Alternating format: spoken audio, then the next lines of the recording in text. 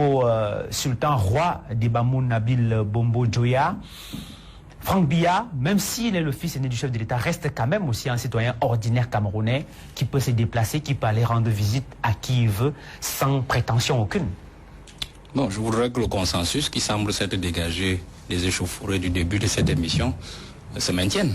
C'est-à-dire que nous respections chacun la parole de l'autre et aussi que nous acceptions la contradiction. Allez-y. Bon, je voudrais d'abord préciser que, d'ailleurs, le professeur Léné Assira est devant moi, il a commencé déjà à rentrer dans le fond de l'affaire. Paul Biya n'est pas, je sais pas, on dit toujours qu'au cordonnier est toujours mal chaussé.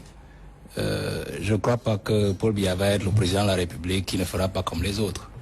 Il faut faire attention, s'il sent qu'en fait, dans sa lignée, il a une capacité, il a un fils qui peut assurer la durabilité de son pouvoir ou alors tout simplement pérenniser son nom après lui.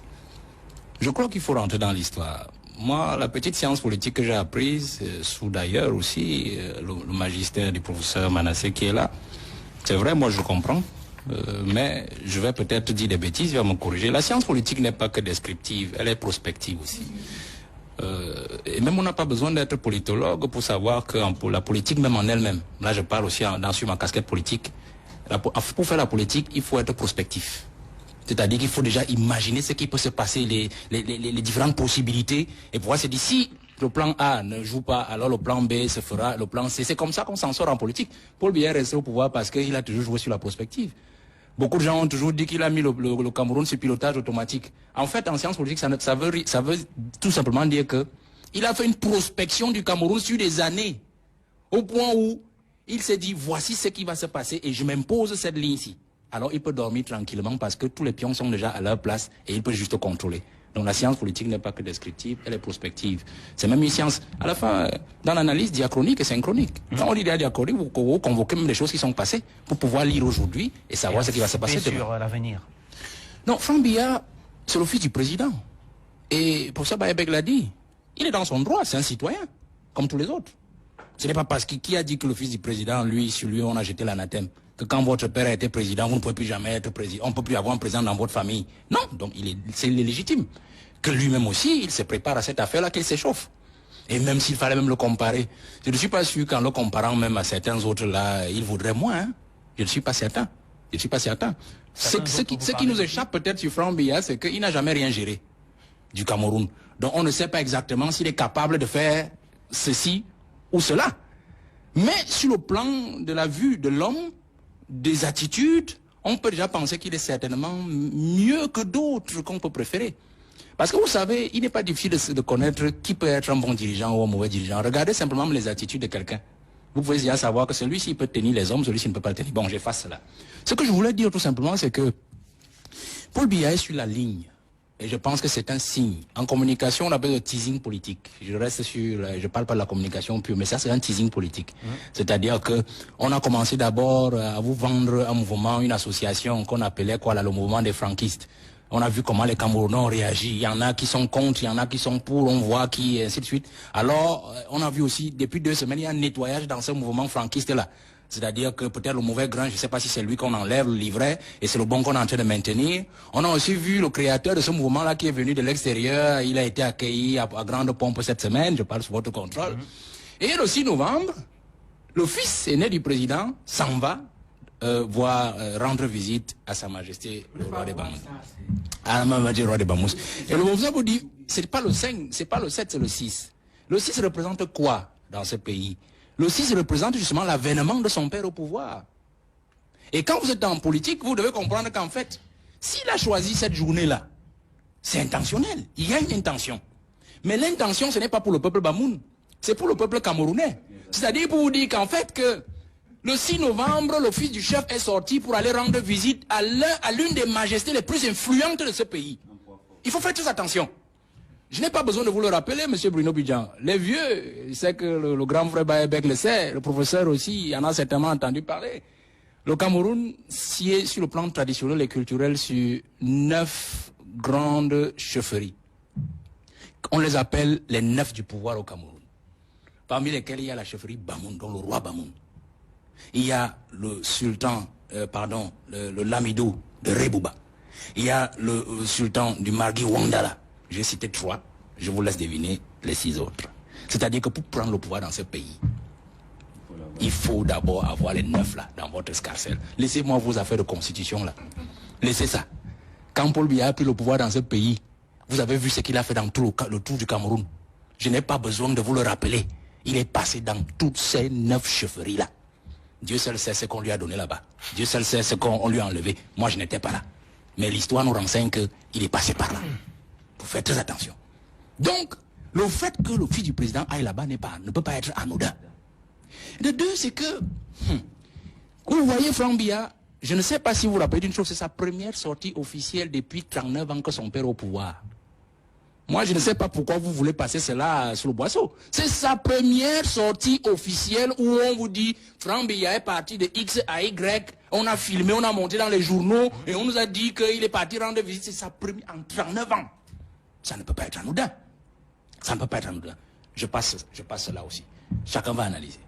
Biya, pour ceux qui analysent la science politique, et là j'interpelle mon aîné, le professeur Manasseh, il le sait très bien. Au Togo, Biya a joué un jeu profondément intéressant et, je vais dire comme ça, arithmétiquement calculé dans la succession de Yadema en 2005 pour que le fils prenne le pouvoir. Il faut faire très attention. Et d'ailleurs, le jeune Yadema, on l'appelle là-bas Petit Paul Biya. Pour la petite histoire. Paul Biya a joué un rôle hyper calculé et profond dans la succession au Gabon. Dieu seul sait ce que le candidat malheureux en 2016 a voulu faire. C'est encore le Cameroun qui a dû calmer l'affaire de ce côté-là. Je n'ai pas besoin de revenir dessus. Voilà le Tchad à côté. Peut-être dans un autre programme sur Vision 4, je m'étais étalé suffisamment dessus sur des choses que personne ne dit, mais pourtant qui se font et que beaucoup ici savent. Au Tchad, c'est ce qui s'est encore passé. Donc il faut faire très attention. Paul Biya n'est pas quelqu'un qu'on prend sur le bout des boisseaux pour pouvoir l'analyser. C'est quelqu'un de très énigmatique. Et encore, la difficulté du Cameroun, c'est que c'est un monsieur qui ne parle pas. Donc il est difficile, on dit souvent, l'oiseau s'attrape à la patte, l'homme s'attrape pas à sa langue. Mais Biya ne parle pas. Donc pour bien le comprendre, il faut analyser les signes qu'il vous envoie, les faits. Parfois même ses discours sont creux. Parce qu'il sait qu'en disant quelque chose d'intéressant dans le discours, vous risquez de lire sa trajectoire politique. Alors il reste toujours, comme on dit toujours, on est dans un pays de discours. Ces gens-là n'ont pas tort. Mais en fait, Paul Biya, c'est les actes au quotidien. Donc je voudrais sortir en disant que Franck, il est dans son bon droit. Mais il faudra peut-être organiser mieux l'affaire et peut-être sortir avec ce que mon voisin de gauche disait tout à l'heure, M. Ewoné, il disait tout à l'heure en tensant tous les présidents, enfin tous les dirigeants des partis politiques, que c'est des gens qui cherchent leur gagne-pain. Peut-être vous... Non, c'est une réalité camerounaise. J'en suis aussi un, vous savez, je suis à votre droite. Oui, non, c'est une réalité camerounaise. Non, je ne vous ai pas posé de question. Non, c'est pas question. Non, je ne vous ai pas posé de question. Permettez à ce que... Rechetez, rapidement. Pour vous dire qu'en fait, s'il y en a au moins qui ne cherchent pas l'argent, c'est moi. Hein? Donc, laissons ça comme ça. Hein? Laissons ça comme ça. D'accord. Pour vous dire qu'en fait, il y en a dans l'opposition qui valent aussi la peine. Vous savez, vous avez tensé le PCRN tout à l'heure, vous pouvez bien dire tout ce que vous voulez sur mon frère Cabral. Il a fait ce qu'aucun jeune n'a jamais pu faire, s'il vous plaît. Il a fait ce qu'aucun jeune n'a jamais pu faire jusqu'à aujourd'hui. La personne qui amène la défaite, c'est bon de vous soutenir. Ça ne change rien au sort qui vous est réservé dans les prochains mois à venir. Je me dresse en être. Peut-être que le jour où vous allez créer un mouvement politique, on aura l'occasion de discuter d'égal à égal. Mais quand vous aurez la réalité de la gestion des hommes, que ce soit dans l'administration, que ce soit dans le privé comme le maître Assira, que ce soit en politique, vous allez comprendre ce que c'est que le sens du compromis et le sens de la compromission. Parce que c'est dans votre façon de parler. Je voudrais simplement dire qu'en fait, il ne faut pas penser que l'opposition camerounaise n'a personne. Ils ont des défauts, mais ils peuvent être améliorés. Et je dis aujourd'hui encore que selon la logique de mon petit parti, je pense qu'il n'est que tout petit. Nous, on a allé aux élections déjà une fois. On a échoué, hein, mais on était content d'échouer parce qu'on a appris. Vous dites qu'en fait, monsieur Vidjan, que le Cameroun aujourd'hui doit être pris par un jeune après Paul Biya. Vous comprenez? Et dans notre logique politique, c'est que nous allons soutenir toute initiative jeune, d'où qu'elle vienne. Et nous soutenons les jeunes partout où ils sont. Qu'ils soient dans le parti au pouvoir, qu'ils soient dans l'opposition, je pense soutient la jeunesse après Paul Biya. Parce qu'en fait, Paul Biya demande aux jeunes depuis 20 ans d'attendre, de supporter, afin que le fer de lance devienne la main de lance de la nation.